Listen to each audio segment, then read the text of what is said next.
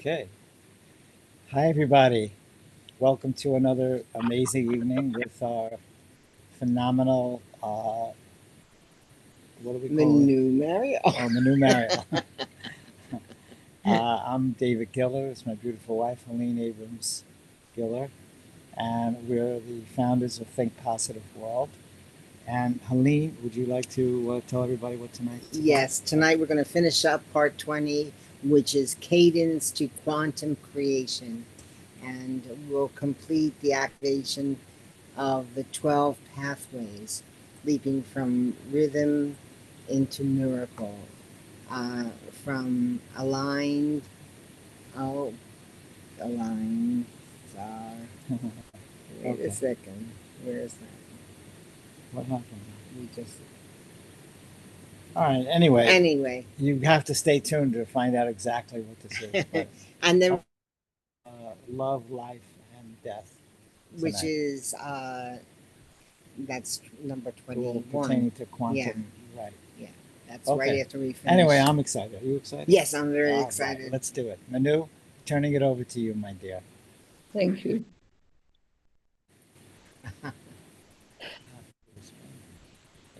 Okay. So,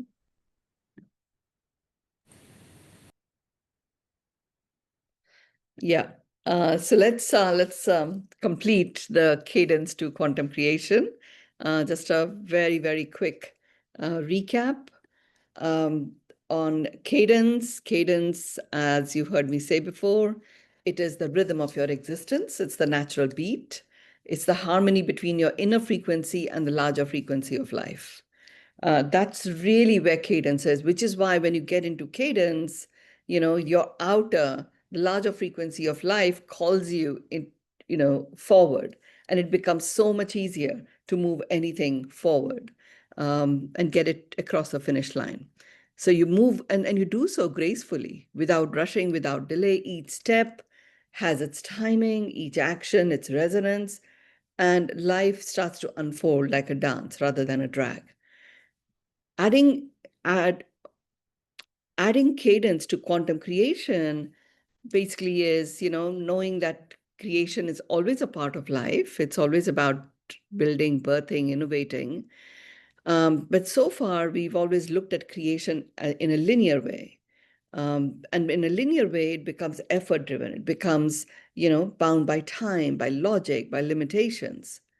Quantum creation shifts. Quantum basically brings about a multidimensional, instantaneous, beyond the old limits of cause and effect quality to the creations. And therefore, life that might have been transactional up to now, which is effort in, result out, quantum creation transforms it into becoming transformational, intentions in and miracles out. And then we've gone into the 12 pathways to accomplish this. So just to, at a headline level, the first pathway is taking the next step next. And the second pathway is listening to resonance, tuning into what vibrates as the truth, not just what appears to be logical. The third pathway has been all about living in coherence, where your thought, your words, your emotions, and actions are all unified into one stream. Then we have anchoring of choice, which is owning that your choices, not circumstances, shape reality. Pathway number 5 was using your miracle lens, viewing what is making your heart sing right here, right now. And that enables you to transform how you view challenges as gifts that are disguised gifts. And the miracle lens shows you what are those gifts. Pathway number 6 has been all about surrendered action, where you're acting fully rather than releasing, and you're acting fully and releasing all attachments to outcomes. Pathway number 7 is the vibrational integrity, where you're ensuring that your energy matches the vision, the intention that you're calling in. You cannot attract brilliance whilst you're embodying fear. And that's what this particular vibrational integrity pathway is all about, getting into integrity with the vibrations of you having realized your intention. Pathway number 8 is a portal of harmony. And harmony is about creating with a rhythm and grace rather than force. Harmony is what stabilizes creation in the quantum field. If you have rush, if you're attempting to balance, then you're out of balance. And the stability doesn't occur. It's not anchored. Pathway number 9 is all about navigating the unknown. It's about treating uncertainty as your ally, not your enemy. Quantum creation itself lives in the unknown. And it's a key one in terms of pioneers. Pathway number 10 is all about a gift exchange, sharing your innate gifts whilst receiving others in reciprocity.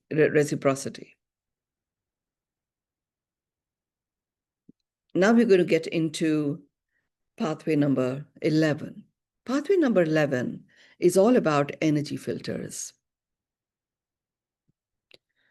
So whatever you give energy to, you get more of. You know? And so if you want to know, if you're getting more of certain things in your life, what are you giving energy to? You're giving, whatever you're giving energy to is the only thing that you will get more of. Because for you to have whatever it is that you're actually experiencing and having at this point in time, it has got to be energized. There has to be a vibrational match. So when you start operating from intentions and you start going into the space where, you know what you intend to accomplish, you also understand what you will be vibrating, what would you be experiencing, who would you be being once that intention has been accomplished. You can then ask yourself, what is it that I will be giving energy to? So your intention, get clear about what is it that I want more of, which is your intention. And then you can ask the question. So, if I was to have this intention fulfilled, what would I be giving energy to? And then you can go into, okay, if that is what I should be giving energy to, where in the past have I experienced living with this energetic vibration? And now you have anchored this new energy. You've allowed that new energy to come into your field. And you're all set for, getting what it is that you intend. So what is the energy filter? It is choosing about which energies you are going to really allow in your field that match the intention that you have created. It matters. Why does it matter? It matters because unfiltered energy, which is really energy without any intention as such, it drains creation. It dissipates you. And as a result, creation doesn't occur. And if it occurs, it's just fleeting, doesn't last. By using the energy filters very consciously, you become a very consciously aware quantum creator. If you can do it once, you can do it anytime, anywhere. It impacts leaders. It impacts, empaths even,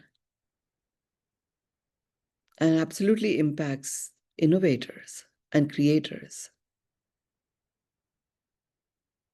What does it make possible is it gets you very focused. It gets you focused. It gets you to operate with clarity. It amplifies and accelerates manifestation.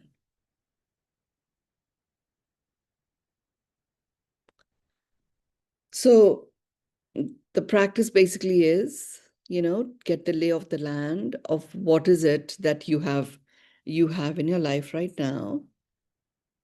What of everything that you have right now, what is it that feels fulfilling? What is it that feels concerning? And then you go into, okay, the things that feel fulfilling, what am I giving energy to? Things that feel concerning, what am I giving energy to? The fact that they exist in my field. Even simply acknowledging it makes a difference. And then you can go into, okay, if this is what I'm giving energy to, then what is my intention? If that intention is realized, what would I be vibrating?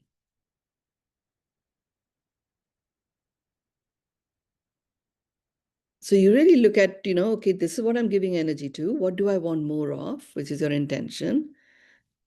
What vibration would I experience if that is realized? And therefore, what should I be giving energy to?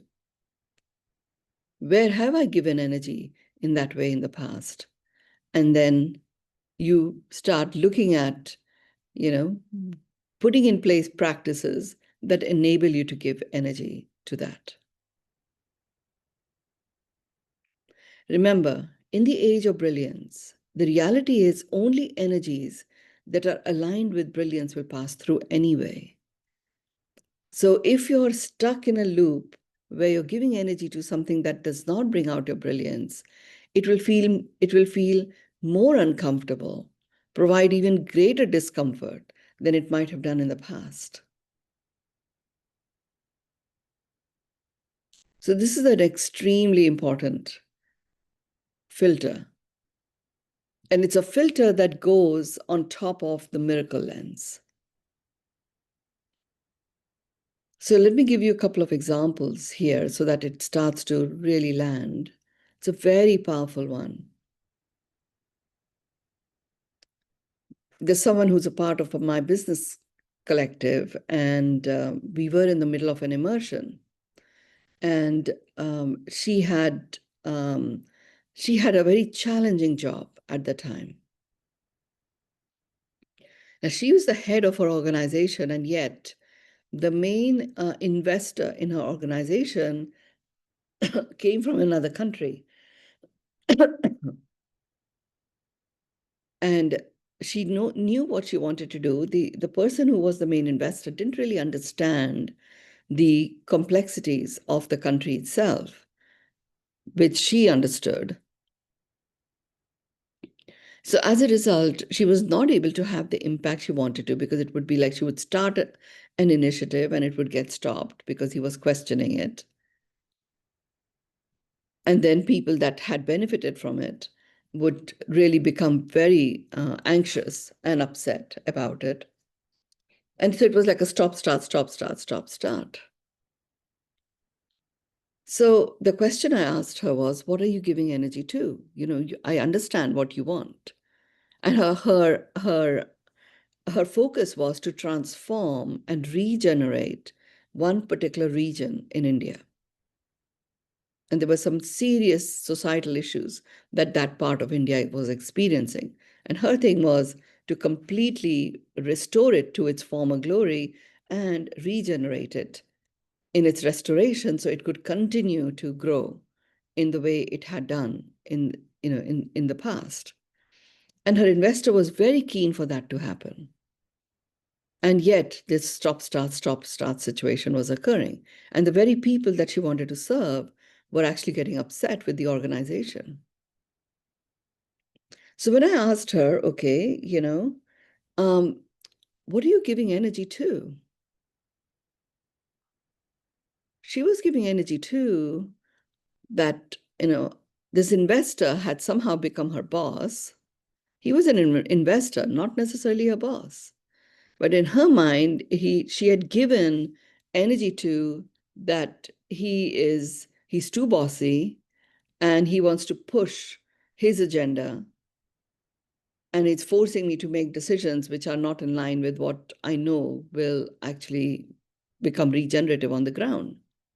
So she was giving energy to that somebody else, because he had the purse strings, also had the strings to how she is supposed to do her job. So I said, okay, but what is it that you want more of? She said, what I want more of is, the freedom to really engage with the community and have them be our directors of what it is that they would most like to serve them. And then make sure that we deliver that to them, and then we can give them much more. But by pushing the preachy way of telling them all these amazing ways in which we are coming here to save them, actually puts them off.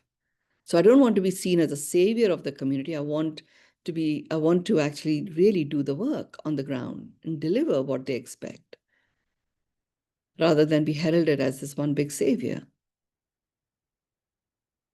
I said, okay, if that was happening, what would you be vibrating? She says, I would be in harmony. I would feel connected to the to my spiritedness. I would be connected to the spirit of the community.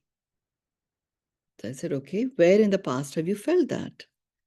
And she talked about about at least two other projects in the past from other organizations that she had worked for, where she, she mobilized the youth of this particular part of India, where from their focus was 10,000 youth to be transformed, and they managed to accomplish 2 million. So I asked her, well, what were you vibrating at that time? She said, yeah, I felt I was in harmony. I was connected to my spirit and the spirit of the community and the mission itself. So, okay, so if you are to do more of that, what would that entail? And she says, oh, I realize I'm giving my power away to someone else who actually does not want to be the boss. And because he feels like I haven't taken on the role of the main driver on the ground, like I am the boss in this. He is an investor who wants to ensure that he has an impact, and regenerates his investment, which I can absolutely do, but not by giving my power away of doing the work on the ground to him. So she reclaimed it. And, like few months after that, COVID happened. And of course, everything, including this particular community, was shut down. And she went on and she took on the challenge of making sure that every family in this in this region was fed. And there were tremendous, complicated logistical challenges that she had to deal with in terms of getting food around. She dealt with it. Her entire impact transformed, simply because she used the energy filter, recognized what she was giving energy to, and chose what did she want more of, connected to what it would be like, what would she be giving energy to, reconnected her mind, which was to a time where she had done it before. So the mind actually relaxed, knowing that she's done it before, she can do it again. And then off she went, actually taking the action on the ground. It's a very powerful filter. So if anything is off kilter, what are you giving energy to is the question to ask.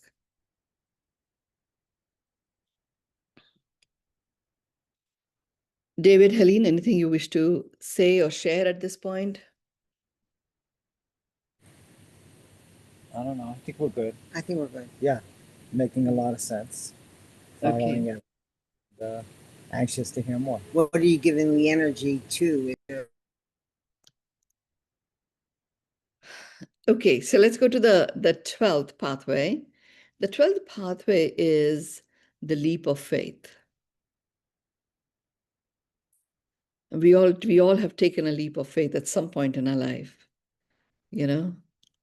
So we know what it is. It is basically trusting the unseen enough to act boldly.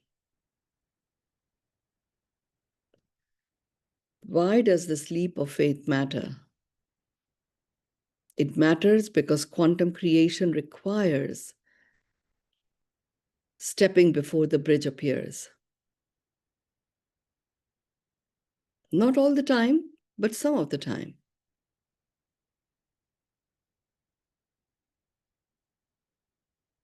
Who does it impact? Anyone who's ready for exponential change.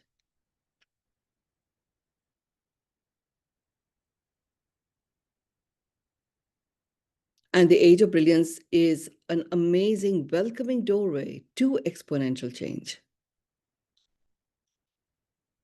What it makes possible is that it makes possible quantum leaps, radical new realities. This is what enables timelines to collapse.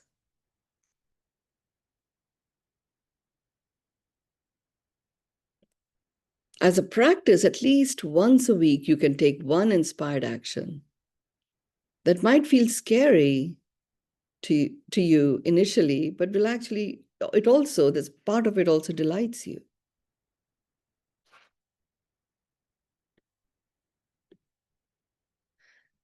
So if I look at leap of faith, in my life, and it's a very good exercise to do, just so that your mind gets comforted when you are starting to take these leaps of faith, which is, where if you were to look at the last 2 years, the last 5 years is a good one, because COVID, many of us took many leaps of faith. Where have you taken a leap of faith? And there was a particular time in my life, where my intuitive guidance was to really surrender my will to the will of the all-knowing, knowing that the all-knowing knows best. I didn't even know what this all-knowing thing was, but that felt like such a strong intuitive guidance, because I was so much in the corporate frame, which meant that I just needed to know every step of the way what is going to occur next. This leap of faith pathway, which I took at the time, enabled me to get comfortable with I don't know. I didn't go completely ballistic or berserk.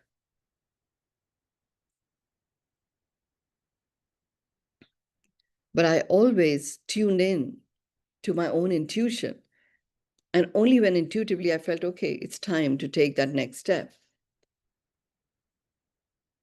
I moved forward boldly.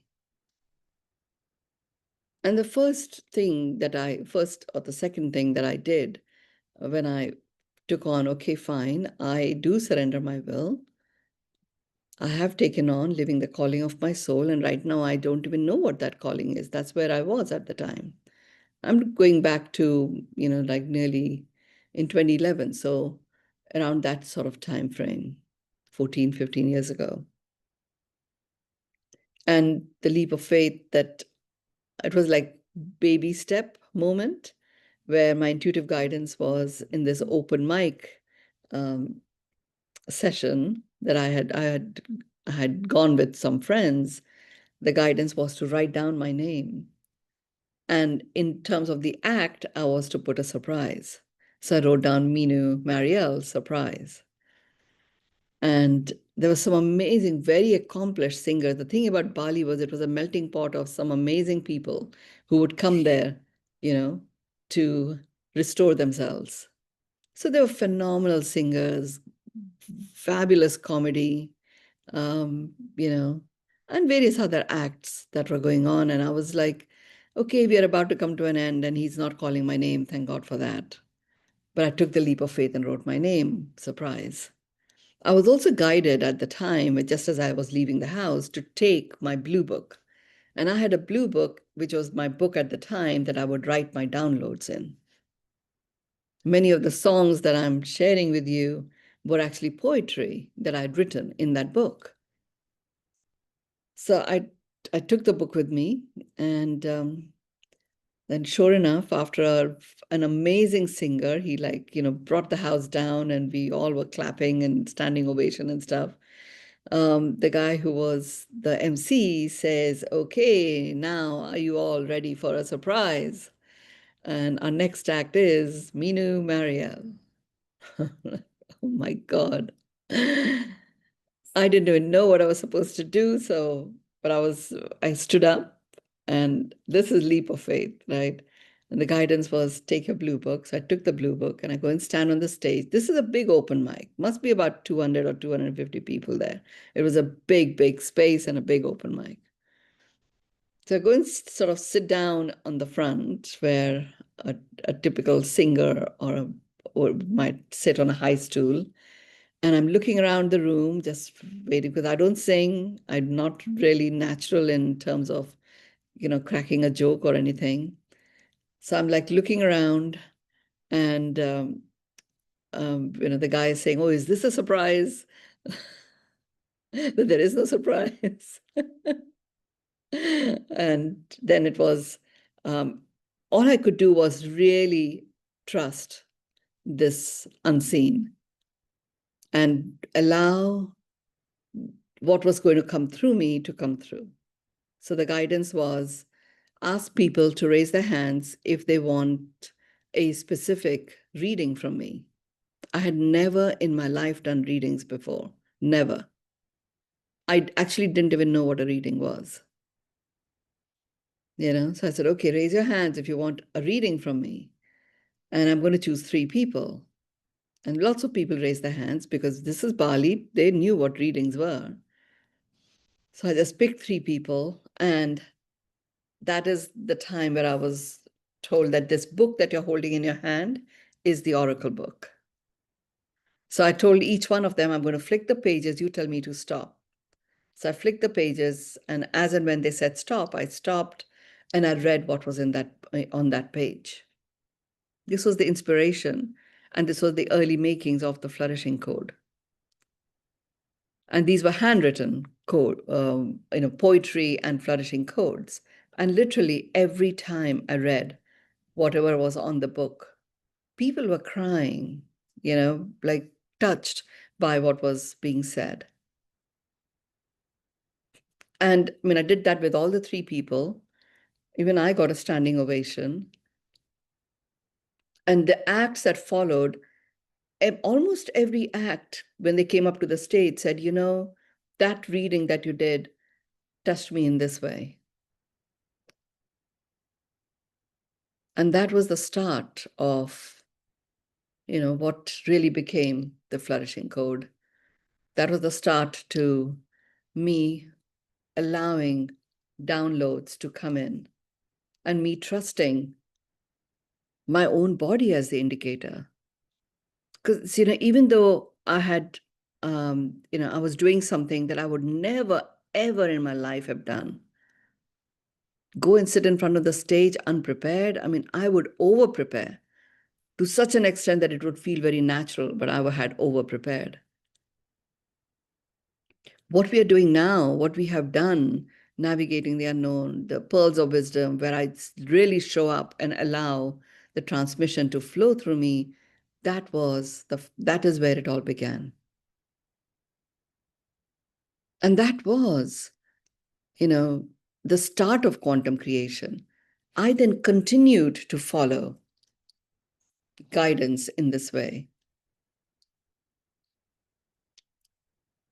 And that is where the that is where the cadence came in. And now I am in cadence. And what I'm sharing with you, starts to occur. Only because I have accomplished that cadence to quantum creation. You will find you have had leap of faith moments where you have trusted the unseen and acted boldly. You cannot act boldly if it doesn't feel okay in your body. So if there is any form of yuckiness, your body is saying, no, this is not the time to take that bold step. You will find moments where you have taken that leap of faith, not knowing what's on the other side, and your body's felt yummy about it.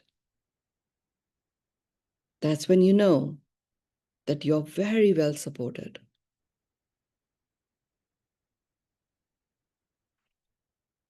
David, Helene, anything you wish to say to this? Because I know that you have had many leap of faith moments in your life. It's just so powerful. I mean, it's everything that in any book about prosperity. That's what they say. You have to set your intention, and then you have to boldly believe that Take a leap. everything is manifesting, not will manifest, but is manifesting.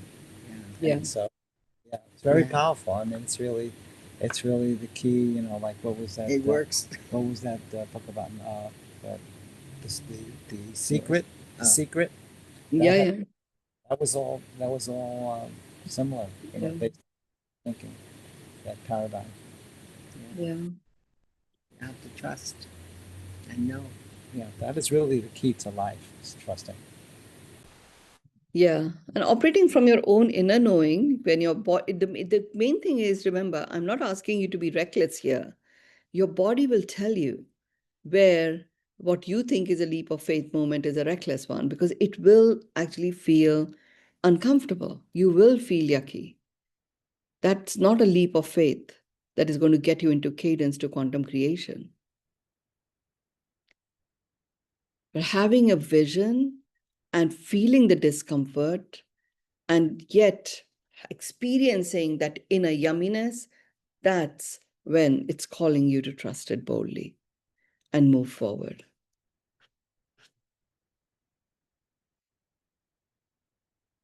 So we've completed the 12 pathways. And in closing, what I would say is cadence is your rhythm, quantum is your leap. And together they form quantum creation. And in this realm where you've got the cadence to quantum creation, life no longer is bound by time, fear, or limitation.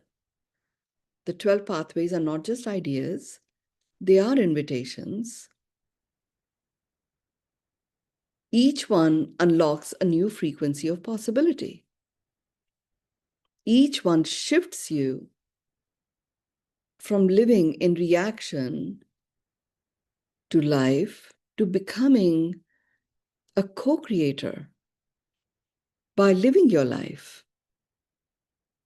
Cadence is the melody, the harmony, and quantum is the orchestra.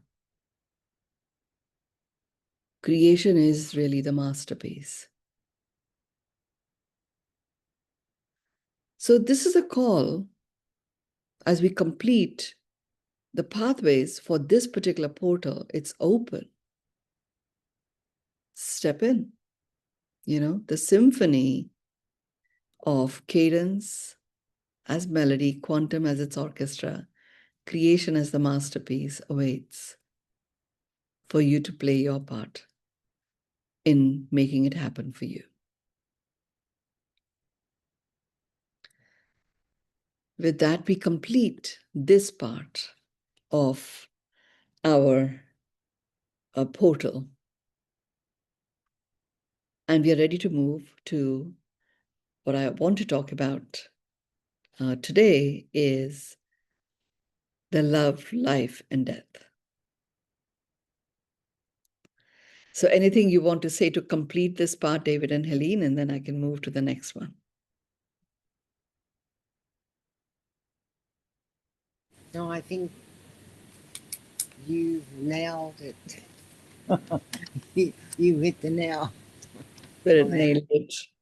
I just delivered the message. Right. Really. We had to wait all these centuries to get it. Okay. Okay, so let's go into the next one. And it all actually began with, I was guided to work on my next song. And the next song that I'm working with is really about death. And it just so happened that there's been quite a lot of, death and some of the trauma that is caused by it show up in my field over the last few weeks.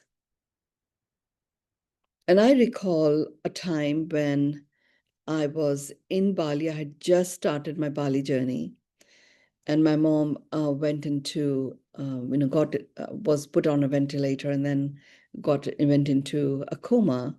And this is in 2010, and I came back from Bali, and I was just sitting next to her bed as she was communicating to me everything that she was experiencing and going through as she was making that last leg of her journey. So some of you have reached out to me at times when you had your loved one, going through the last phase of their journey. And I'm able to tune in and share whatever I'm seeing and ways in which to communicate with the people that are going through the last stage of their life. And all of that came from that time where I would say I had a panel. I called it the panel of death, but they were amazing teachers, including my mother, teaching me. My mother was not yet on the other side. She still had life. And it was during those times that I was, I asked the question, because what better time to ask the question, and what better group of ascended beings to ask this question of, which is, what is life? What is death? What is love? And what is sex? Because all of these seem to be, in the mix that propagates life itself on the planet. And it was during, in me asking that question that I got these answers. And I haven't necessarily shared them in this way. I might have shared them in passing in certain immersions and stuff. And actually, I have written about it in the Flourishing Code for sure. There are a number of flourishing codes which are to do with death as a new beginning. So I'm going to talk about what is life, first of all. So life itself is a state. It's a state in which an organism is breathing. It is life that is the gift that we are given. We are given the gift of life. How you choose to live your life, that is what actually makes you come alive. Having life itself does not create aliveness. And it is aliveness which really is the purpose of having this life. What aliveness means to any of you or any of us can vary. What it means to Connie or Sunny or Ananta may be quite different to each one of them. And what it means to me might be quite different. Aliveness is a function of your choices to live your life. Simply having the gift of life, and we see that when a new baby is born, a newborn, it's just stationary in one place. Doing its thing, but it's like not doing very much else. So it's just simply there. That is, that is the baby just simply having life. And then literally as moments progress, it starts to emerge and starts to choose how it is going to live its life. And that's where it starts to come alive. So once you understand that life is a state in which an organism is breathing, at any point in time, that state can shift. And it can, with a click of a finger, blink of an eye, it can be a state where the organism stops breathing, and that is the state of death.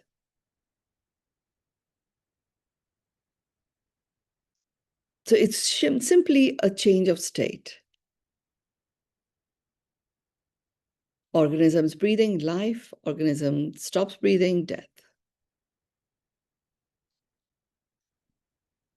So given that death is simply a change of state,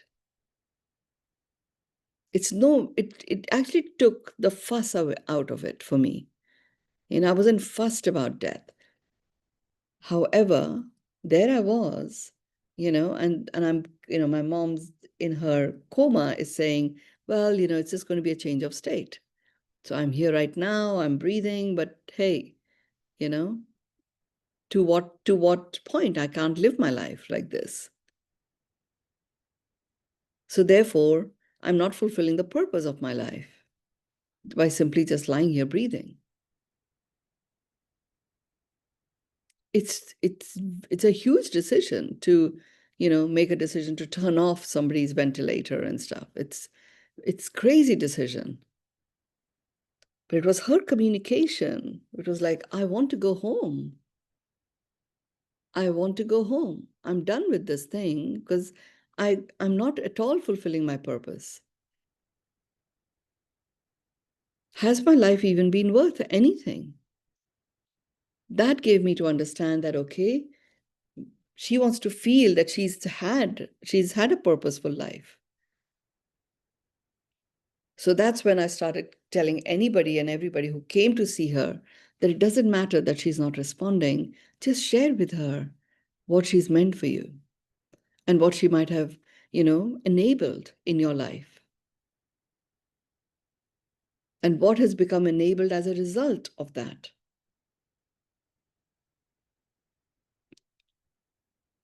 She was in a coma for 45 days. She was in a ventilator, which was, they don't actually put that kind of a ventilator for more than 4 days, and she had 45 days of it. And lots of people came and shared with her what she meant for them.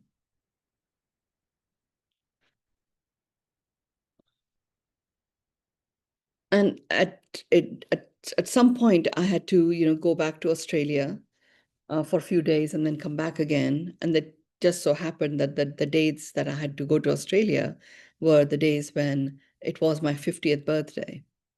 And of course, I wasn't going to celebrate it. I just came there to Australia for a particular purpose. I just wanted to finish it and get back to mom as soon as possible. And it was on my 50th birthday that the doctor said, okay, we can't continue with this ventilator. We have to stop it and see what she does. They took the ventilator off. She did manage to, continue breathing. And my sister was there, and she asked my sister to call me. And I heard her voice where she said, 50 years, Meenu, happy birthday, lots to be created now. And then those were amongst the last few words that she spoke. She had to be put back into the ventilator because her lungs started collapsing very fast. We were not ready for her to go. So we continued maintaining the state of life where she was just breathing. So I came back and I stayed by mom's side, and then she started showing me that, look, what's on the other side is a completely new state. And in this new state, there is no off time.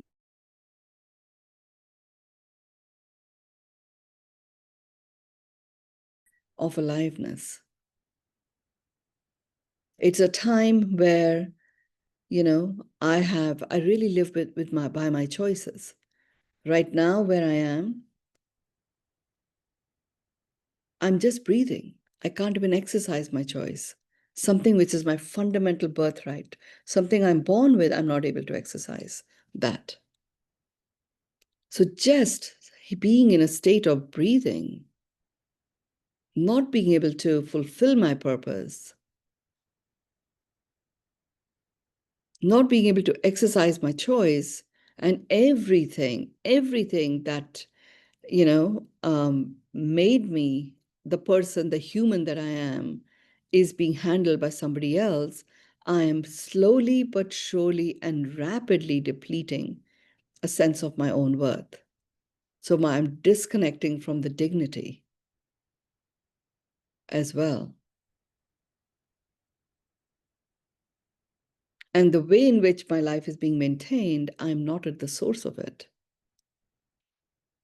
The moment this state is going to change, I will be source. I will be one with the source energy.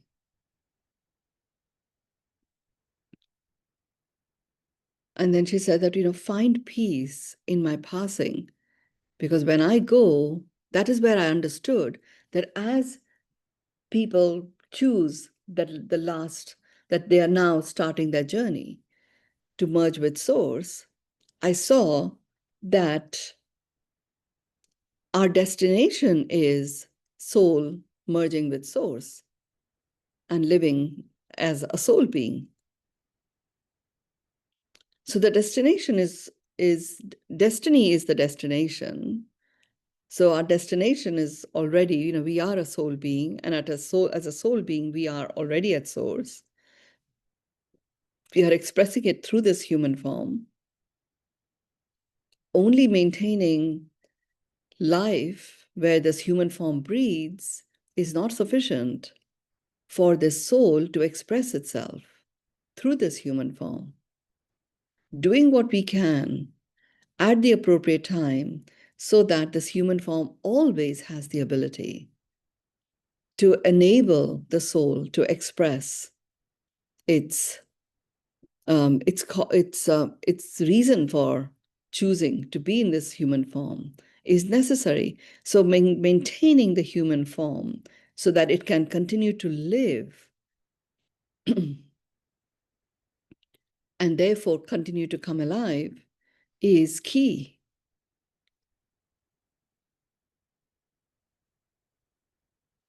And when I understood this, I was able to really say to my mom that, look at the difference you have made. Because as people would come and share with her, I was journaling, I was documenting what they were saying.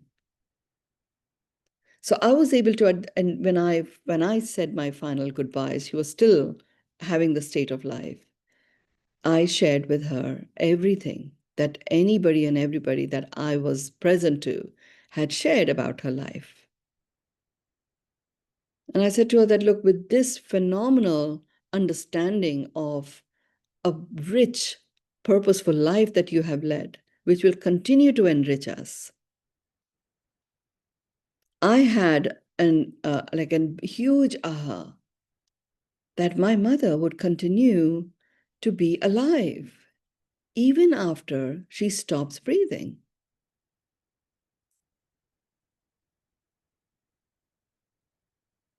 And with that aha, I said, okay,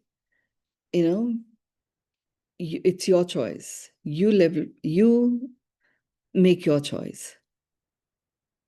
And we honor your decision.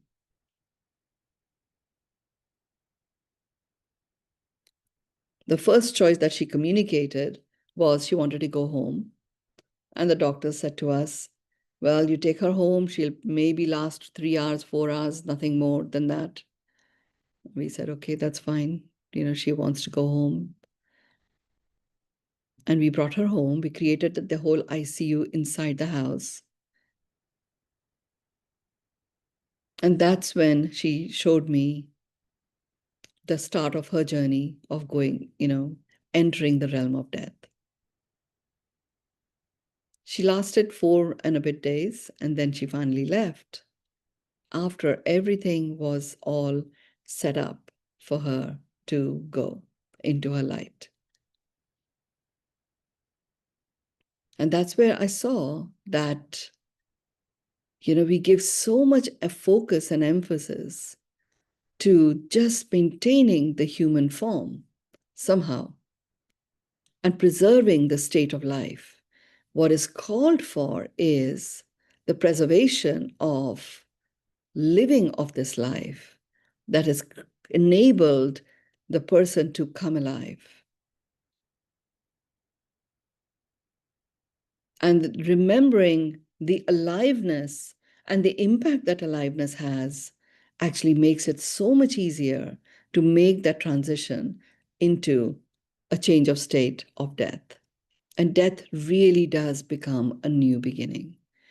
I saw, well, that's when I understood that every soul, before it finally departs, often has people that have departed that come in to support making that final transition, switching off life and switching on the state of death, which actually is a state of new beginning. It is a state of fresh start. It is a state of really soaring and becoming one with Source. That is the source of your own creation. And then you choosing what point, if at all, you wish to come back. And for some, it's literally, casting off the human form that no longer enables the soul to expand and moving straight into another one. For others, they have a bit of space. For my mother, she was not to be birthed again. So she had an opportunity to teach me, for over 3 years. She continued to work with me. And my intention is not to talk about all of that 3 year of learning. At some point, I'll be guided to, and I'll do that. For today, it was really understanding that death, in fact, is a new beginning.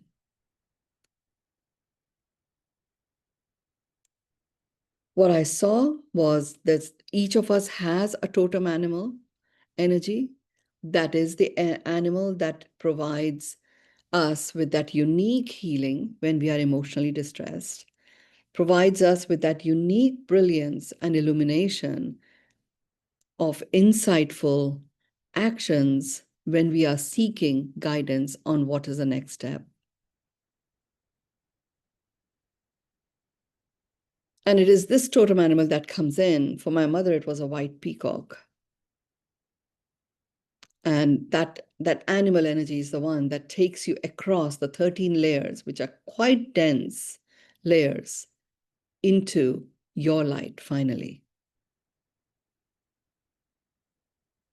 Now, at that point, my mom decided that, okay, she's there and she is going to, hang around with us as and when we require for at least the next 3 years. And that's when she shared that, look, we say, may their soul rest in peace. The reality is that if you actually celebrate the person, celebrate each other, acknowledge each other for what they have, what you have accomplished, take every opportunity to do that, then it's so much easier for the person to feel completely fulfilled and go into their light. And the moment they go into their light, they already are at peace. It is all about the people that have survived them to find peace in their passing.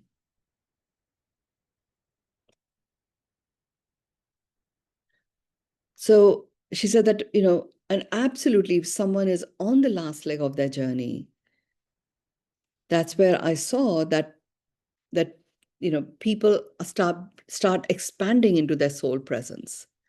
So whilst their body becomes more and more fragile, their presence becomes more and more magnanimous. They become almost omnipresent.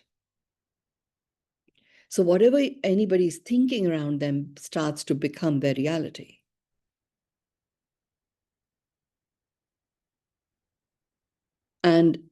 And therefore, aliveness and the impact their aliveness has had is very important at a time when it looks like someone is about to pass or has decided to go on their last leg. At that point, the person feels they've led a purposeful life, and they feel that they are free to choose whether they wish to continue or go. And when they do go, they go immediately into their light. In that realm, there is only peace. And their wish that they leave behind, every one of them leaves behind is the wish of, may you rest in peace, those that are left behind.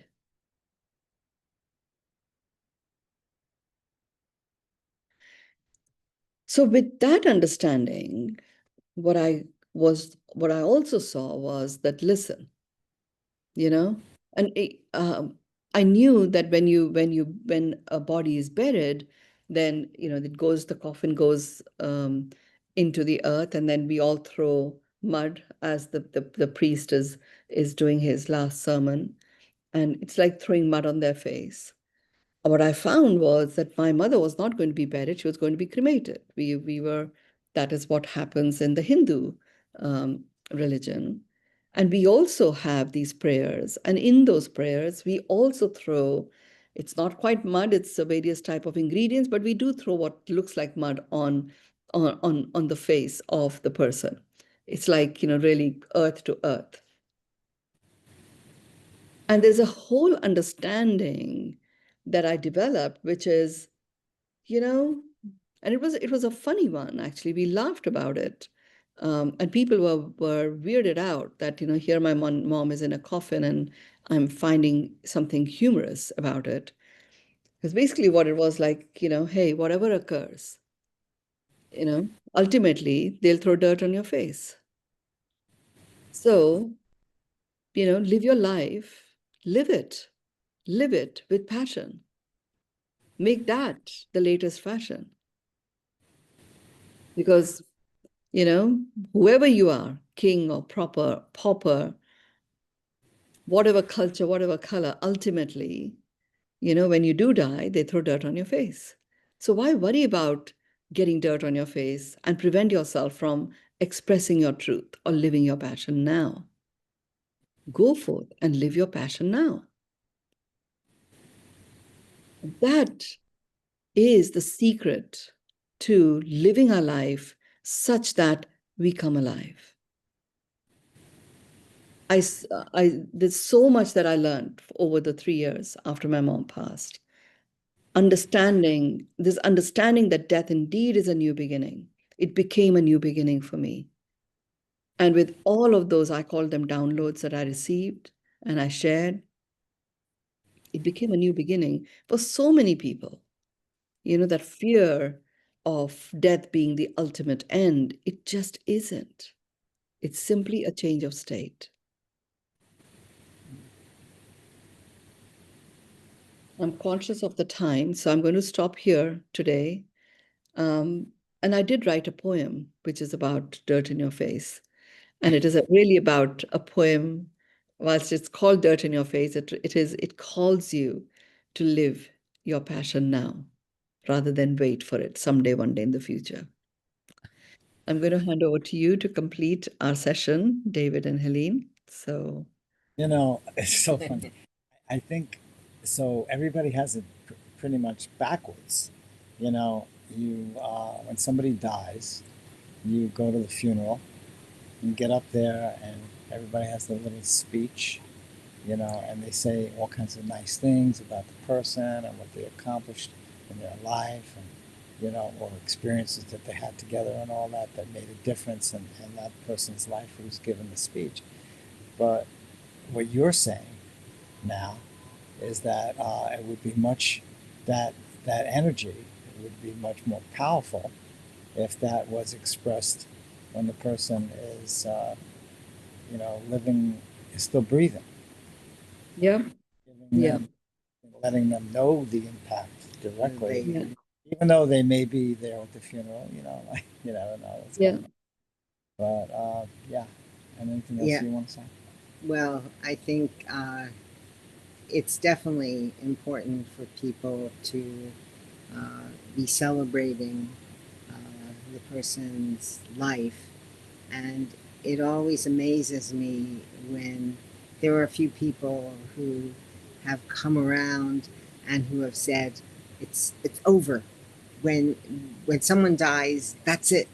You know? And it's like Screen goes black. the screen goes. What do Yeah. you and you know What do you and say to what do you those say people to that person?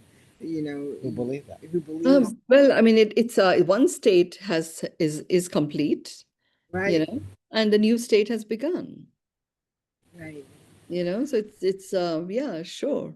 Thinks But that. you know, I'm a great propagator of completing, Right, you know, not carrying unnecessary baggage, right. you know. So really, if you are doing this, you know, as person is going through their last stage. I mean, there's Lee here. She does this for a living, even supporting people in the last legs of their journey. Celebrate them, celebrate them, celebrate them. You know, then it feels complete as opposed to it's over. It's Oh, complete. yeah, I agree with you. I mean, it's It's just enrichingly complete because whoever it may be, even if they were the nastiest of people, they have actually somehow enabled choices and decisions for some people that they otherwise might not have taken, right. you know? So let's really, you know, get into that habit of completing. And when you complete something, you also celebrate the fact that, you know, you've gotten across the finish line, Right. you know? Yes, So completion, celebration, I mean, you can only just visualize what it was like. My mom's going on about this stuff, and I'm like, you know, seriously, you know, you're there on the in a ventilator, and I'm going to sit here and celebrate and ask people to join me and celebrate. Then nobody's going to do that, you know, like this is ridiculous. but they did. You know, they did. People did come and share, and then we sat around her bed and we were all sharing, and then even the doctors came in and the ICU nurses came in about how she had inspired them and stuff. You know, it was like amazing, really amazing what occurred, you know? When you die, you get a whole new set of choices that need to be made. You know, have you Yeah, right absolutely. away or Absolutely. a little When bit? my Let's dad crossed over and I was doing the same exercise with him, and I wasn't there next to his body. We were traveling at the time when he finally left his body, and he sort of says to me, if only somebody had told me how what it is to actually love and express love, I would have done it more. It is amazing, you know? And my dad was not known to be funny. He just wasn't. He was very firm and, you know, principled and stuff. And he was like cracking us up with all these observations that he had before he finally went into his light. He was all ready to go into his light, but he said, I'm just going to reclaim love and reclaim humor before I go. It was that's the work. That's amazing. the work we're all doing. You know, to really Yeah. to get people to express love. You know, in as many ways as possible before you and others close to you get to the finish line. Yeah. Yeah. Yeah. And Yes, remember, it's a line like a relay, you know, you have the baton, and then, you know, you've run your race, and it's time to hand the baton to the next runner. It's a bit like that, you know. You just run it, and then now it's time to hand over that baton to someone else whilst you recuperate and decide when you wish to come back, if you do. Well, right. maybe that's why I haven't been entering any of these races. Not ready to hand over the baton yet. Yeah. Right. Well, Okay. Thank you So so let's complete our session. We're already a few minutes much. over. It's a start of what will at some point become a series on death and aliveness, because it right, is the key. It is really the motivator to aliveness. Because what I got from this whole death experience was I don't have to wait to live my passion. right. They're going to throw dirt in my face, whatever occurs. That's fine. I live my passion. Some people don't like it. They'll throw dirt on my face, but so it is. It's going to be that way anyway, further down the line, you know? So it was very, very freeing. Death became my new beginning. Mhm. Oh, So with that, I complete our session. Thank you. Thank good you. night. Thank you, Mary. Thank you so much.